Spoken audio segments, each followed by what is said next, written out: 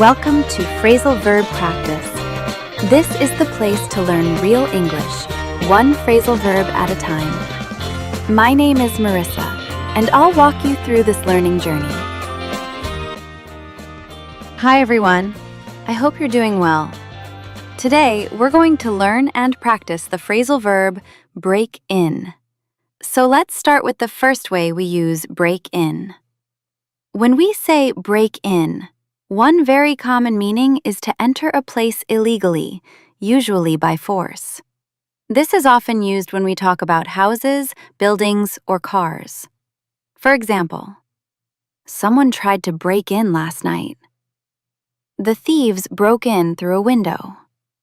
Our car was broken in while we were away. Now, there's another meaning of break in that we use a lot in conversations. We also use break in when someone interrupts while another person is speaking. For example, she broke in while I was explaining. Sorry to break in, but we're out of time. He kept breaking in with questions. There's one more very useful meaning of break in. We use break in when we talk about getting used to something new or making something new more comfortable. For example, I need to break in these new shoes. It takes time to break in a new employee. The team is still breaking in the new system.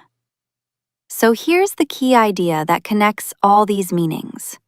When we use break in, we're talking about entering something that wasn't open before or adjusting to something that's still new.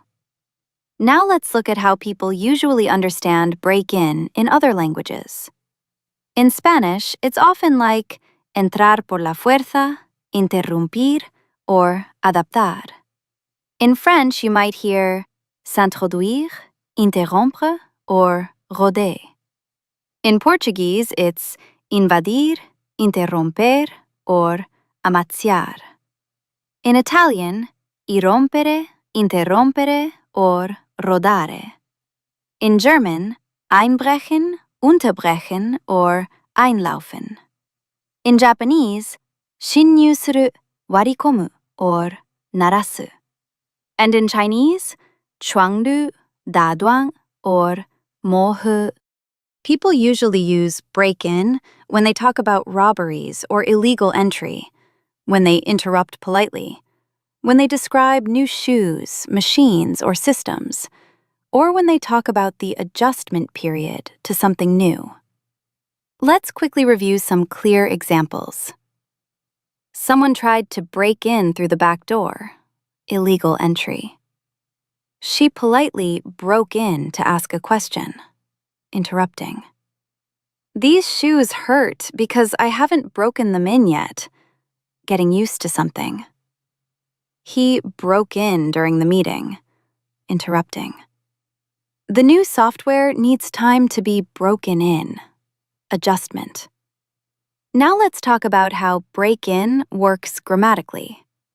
For the meanings related to illegal entry and interrupting, break in is inseparable, so we don't put an object in the middle.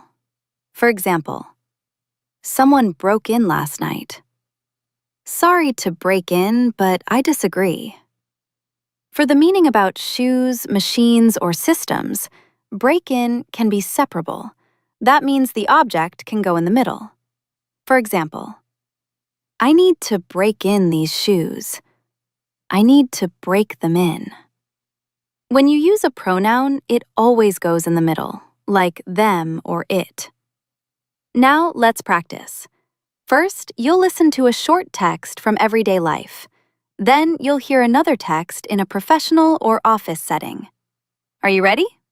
Let's start. This morning started like any other. I put on my new shoes and immediately felt that stiff feeling that means I still need to break in them. I told myself it would get better after a few days, so I grabbed my coffee and headed out. While I was walking, my sister called me and started telling a long story. I was listening quietly, but then I had to break in and remind her I was already late. Later that day, I stopped by my parents' house. My dad was talking about a movie he watched the night before, and my mom suddenly broke in to correct the ending. We all laughed because that happens every time they tell a story together. In the middle of the conversation, my dad mentioned that someone tried to break into a neighbor's house last week. It made everyone a little uneasy, and we double-checked that the doors were locked. In the afternoon, I ran some errands. By then, my feet were hurting, but I could feel the shoes slowly starting to break in. They still weren't perfect, but at least they weren't as uncomfortable as in the morning. When I got home, my phone rang again, and this time my friend broke in right away, saying she only had a minute to talk. That evening, while we were having dinner, we heard a loud noise outside. For a moment, we thought someone might try to break in, but it turned out to be just a stray cat knocking over a trash can.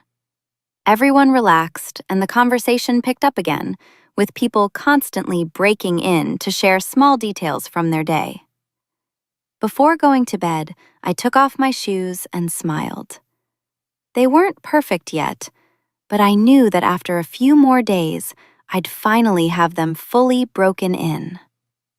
Great, that was the first text. How many times did you hear the phrasal verb of the day? Now, let's move on to the second text. Monday started with our usual team meeting.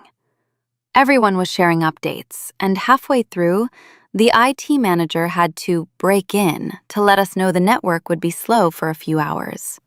He apologized for breaking in, but it was important, so no one minded.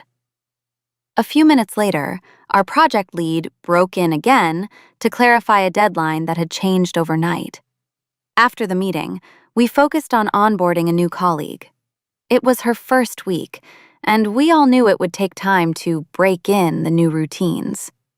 She asked a lot of questions, and during a training session, I gently broke in to add an example she could relate to. She smiled and said she appreciated people breaking in when something wasn't clear. Around lunchtime, an email went out from facilities explaining a security issue. Apparently, someone had tried to break into the office over the weekend. Nothing was stolen, but the message reminded everyone to badge in properly and not let strangers follow them inside. The topic came up again later when a manager broke in during a discussion to stress how seriously the company takes safety. In the afternoon, we tested a new software tool.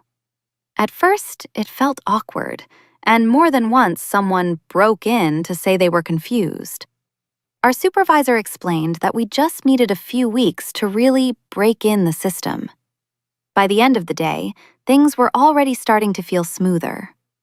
Before leaving, I stopped by my manager's desk. She was on a call, so I waited, but then she waved me over and broke in to introduce me to the client. It was brief and a little unexpected, but it worked out well.